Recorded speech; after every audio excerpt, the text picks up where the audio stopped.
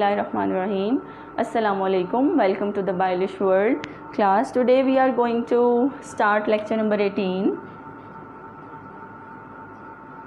from the chapter homeostasis. और हमने start किया हुआ है थर्मोरेगुलेशन का टॉपिक, थर्मोरेगुलेशन, और हमने डिस्कस करनी है आज के लेक्चर में थर्मोरेगुलेशन इन मैमल्स। आज हमने स्पेसिफिकली मैमल्स की बात करनी है, जिसमें ह्यूमंस को भी डिस्कस करेंगे। ठीक है, मैमल्स कौन होते हैं? ऐसे एनिमल्स जिनकी बॉडी के ऊपर बाल हों और उनकी यंग फीमेल्स जो हैं वो अपने यंग वंस को दूध पिलाती हों और उनकी बॉडी के ऊपर ग्लैंड्स हों, जैसा कि sweat glands, sebaceous glands, specially mammary glands जिनसे वो अपने बच्चों को दूध पिला सकेंगी। सो ये हमारे पास मैमल्स की कैरेक्टरिस्टिक्स हैं। उनकी बॉडी पे बाल हैं, ये भी आपने जो है वो याद रखना है ताकि हमारे टॉपिक में आगे फर्दर डिस्कस होगा। सो स्पेसिफिकली हमने जो है ना वो ह्यूमंस के ऊपर भी इसमें ख़ास जो है वो फोकस करना है। सो अभी जो है वो हम स्टार्ट करते हैं लेक्चर को। बात स्टार्ट करेंगे रेगुलेटरी स्ट्रेटजीज़ से, मतलब ह्यूमंस की बात हम स्पेशली स्टार्ट करते हैं। ह्यूमंस एंडोथर्म्स हैं, अपनी इंटरनल हीट प्रोड्यूस करते हैं, मतलब ये क्या करते हैं? मेटाबॉलिक हीट प्रोड्यूस करते हैं। Humans produce their internal heat by process of metabolism, so that heat is also named as metabolic heat. So यहाँ पर मेटाबॉलिक हीट प्रोड्यूस होने से ह्यूमंस जो हैं वो अपना बॉडी टेम्परेचर मेंटेन करते हैं फ्रॉम 37 to 38 डिग्री सेल्सियस।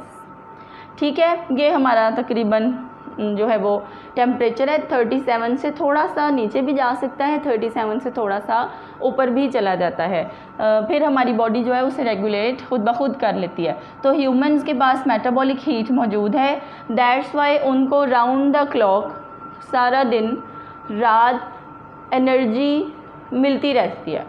वो जिस वक्त भी एक्टिविटीज़ करना चाहें वो अपनी बॉडी की मेटाबॉलिक हीट को इस्तेमाल करके एक्टिविटीज़ परफॉर्म करते हैं। ठीक है, और नॉर्मली जो हैं वो ह्यूमंस दो रेगुलेटरी स्ट्रेटजीज़ शो करते हैं जब उनकी बॉडी में टेम्परेचर रेगुलेट करना हो। नॉर्मल मतलब अब बहुत ज़्यादा नहीं हुआ टेम्परेचर एनवायरनमेंट में, नॉर्मली जो रेगुलेशन वो आम रूटीन में करते हैं उसको जो है वो हमने दो स्ट्रेटजीज़ में डिवाइड किया हुआ है। Number 1 is shivering thermogenesis and second one is non shivering thermogenesis. जी, shivering thermogenesis and non shivering thermogenesis, इन दोनों में क्या डिफरेंस है? हमारी बॉडी जो है वो मसल कॉन्ट्रैक्शन के प्रोसेस को यूज़ करे। जब हमारे मसल्स कॉन्ट्रैक्ट करते हैं ना तो हीट प्रोड्यूस होती है, जैसा कि हम एक्सरसाइज करते हैं तो हीट प्रोड्यूस होने लग जाती है क्योंकि हम अपने मसल्स का इस्तेमाल कर रहे होते हैं। लेकिन यहाँ पर हम शिवरिंग की बात कर रहे हैं, हम कपकपी की बात कर रहे हैं। जब हमारे मसल्स जो हैं वो कॉन्टीन्यूस कॉन्ट्रैक्शन रिलैक्सेशन करके हीट प्रोड्यूस करें ताकि आपकी बॉडी के टेम्परेचर को रेगुलेट किया जा सके, मेंटेन किया जा सके 37 डिग्री सेल्सियस के ऊपर, तो हम उसे क्या कहते हैं? Shivering thermogenesis. जिसमें हमने यूज़ क्या किया है? मसल कॉन्ट्रैक्शन का प्रोसेस यूज़ किया है ताकि इससे क्या प्रोड्यूस हो? हीट। और ये वाला मेथड कब होता है? सर्दी में, जब आपकी बॉडी क्या करती है? शिवरिंग करती है और अपनी हीट को कंपेंसेट करती है, अपनी हीट को पूरा करती है और एक्सटर्नल एनवायरनमेंट में जो भी टेम्परेचर है उससे बॉडी को बचाती है। ठीक है, सो ये जो मेथड है हीट प्रोड्यूस करने का वो क्या है? शिवरिंग थर्मोजेनेसिस, जो कि मसल कॉन्ट्रैक्शन से इजीली हो जाता है। और non shivering thermogenesis metabolic heat कैसे प्रोड्यूस करती है? By using thyroid gland. Thyroid gland क्या करता है? हार्मोन्स प्रोड्यूस करता है। थायरॉइड ग्लैंड का मेन हार्मोन है थायरोक्सिन, और ये थायरोक्सिन जो है ना ये बड़ा इंपॉर्टेंट हार्मोन है। Thyroxine is responsible for oxidation of glucose, oxidation of glucose. तो ग्लूकोज की जब ब्रेक डाउन की जाती है तो उससे 36 मॉलिक्यूल्स ऑफ एटीपी आपकी बॉडी को हासिल होते हैं। तो ये जो ग्लूकोज की ब्रेक डाउन करके एनर्जी हासिल करने का प्रोसेस है ये हार्मोनल है। और हार्मोन क्या है? थायरॉक्सिन। और थायरॉक्सिन कहाँ से प्रोड्यूस होता है? थायरॉयड ग्लैंड से। तो जब आपकी बॉडी मेटाबॉलिक हीट प्रोड्यूस करने के लिए हार्मोन्स का इस्तेमाल करे, स्पेशली कौन से हार्मोन्स? थायरॉयड हार्मोन्स, जो थायरॉयड ग्लैंड से प्रोड्यूस होते हैं, क्योंकि ये वाले हार्मोन्स जो हैं वो ग्लूकोज की ब्रेकडाउन करवाते हैं। तो इस तरह का मैकेनिज़्म नॉन शिवरिंग थर्मोजेनेसिस कहलाता है। सो बात शुरू हुई कि ह्यूमंस का बॉडी टेम्परेचर 37 to 38 है और इसको रेगुलेट करना है, तो उसके लिए हमारी बॉडी जो है वो मेटाबॉलिक हीट तो प्रोड्यूस करती है। मेटाबॉलिक हीट आगे से दो तरीक़ों से प्रोड्यूस होती है, एक मसल्स की कॉन्ट्रैक्शन करवा के शिवरिंग थर्मोजेनेसिस, और एक हार्मोन्स का यूज़ करके नॉन शिवरिंग थर्मोजेनेसिस। ये जो है ना वो मेन मैकेनिज़म्स हैं जिनसे मेटाबॉलिक हीट प्रोड्यूस की जाती है बॉडी में। इसके बाद जो है ना वो हम, अब ये तो हमने स्पेसिफिकली ह्यूमंस की बात किया ना, टॉपिक क्या है? Thermo regulation in mammals. तो हम और भी मैमल्स की रेगुलेटरी स्ट्रेटजीज़ इसमें डिस्कस करेंगे। लास्ट लेक्चर में हमने ना उसमें से काफ़ी सारी जो हैं वो पढ़ी थी, वो इंशाल्लाह ताला आज जो है वो फिर रिकॉल कर लेते हैं। जी, मैंने कहा कि अब हम और मैमल्स की भी बात करेंगे, जैसा कि बर्ड्स की बात करेंगे, जैसा कि पानी में रहने वाले मैमल्स की बात करेंगे, जैसा कि सील पानी में रहती है और है मैमल, जैसा कि whale is not a fish, whale is also a marine mammal. So हम मैमल्स को डिस्कस करेंगे, इनकी रेगुलेटरी स्ट्रैटेजीज़ डिस्कस करेंगे in cold and in warm. सर्दी में कौन सी स्ट्रैटेजीज़ यूज़ की जाती हैं और गर्मी में कौन सी यूज़ की जाती हैं। सो हम ना इनको पॉइंट्स में डिस्कस कर लेते हैं, ठीक है। हम पॉइंट्स बनाते हैं, कोल्ड एनवायरनमेंट के बनाएंगे 1 2 3 4 5। सो पहले हम कोल्ड एनवायरनमेंट को मैमल्स के रेफरेंस से डिस्कस करते हैं।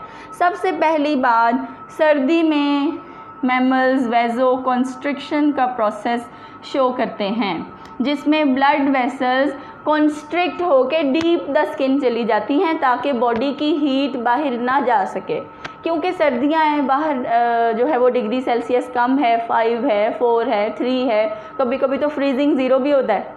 तो हमारी बॉडी क्या करती है? हीट अपने अंदर कंज़र्व करके रखती है, महफूज करके रखती है।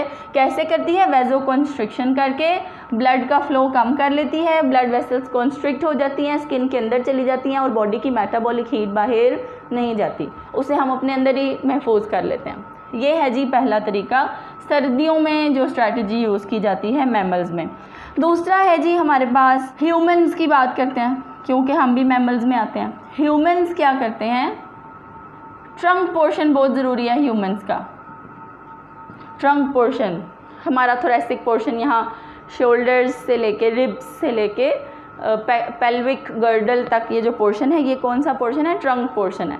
अब देखें, सर्दी के मौसम में ना ज़्यादा सर्दी हाथों में, बाजुओं में, पाँव में और टांगों में जो है वो ज़्यादा सर्दी लगती है as compare to the trunk portion, क्योंकि हमारे ट्रंक पोर्शन के अंदर ना हमारे ऑर्गन्स हैं, हमारा हार्ट, हमारे लंग्स। हार्ट क्या करता है? कॉन्ट्रैक्शन रिलैक्सेशन करता है, बीट करता है, और लंग्स क्या करते हैं? कॉन्ट्रैक्शन रिलैक्सेशन करवाई जाती है लंग्स को ब्रीदिंग के पर्पस के लिए। फिर हमारी जो इंटेस्टाइन्स हैं, हमारा डाइजेस्टिव सिस्टम जो है वो पेरिस्टोलिसिस करता है, फूड को पुश करता है आगे आगे ताकि फूड की डाइजेशन भी होती जाए और वेस्ट मटेरियल को एट द एंड डेफिकेट भी करा दिया जाए, बॉडी से बाहर भी निकाल दिया जाए। किडनीज़ भी काम कर रही होती हैं, ब्लड का फ्लो भी यहाँ पर सबसे ज़्यादा है। तो देखिए, जब हमारे वाइटल ऑर्गन्स हमारे ट्रंक पोर्शन में हैं और सारे काम कर रहे हैं, तो ज़ाहिर बात है काम करने से क्या प्रोड्यूस होगी? हीट प्रोड्यूस होगी, और उसी हीट को हमारी बॉडी क्या करती है? कंजर्व करती है। और उसमें हमारा भी बहुत बड़ा रोल है कि हम अपने ट्रंक पोर्शन को क्या कर लेते हैं? कवर कर लेते हैं, स्वेटर्स पहन लेते हैं, जर्सी पहन लेते हैं, शॉल ओढ़ लेते हैं, ताकि हमारी ये जो ट्रंक पोर्शन में प्रोड्यूस होने वाली हीट है ये बाहर ना जाए।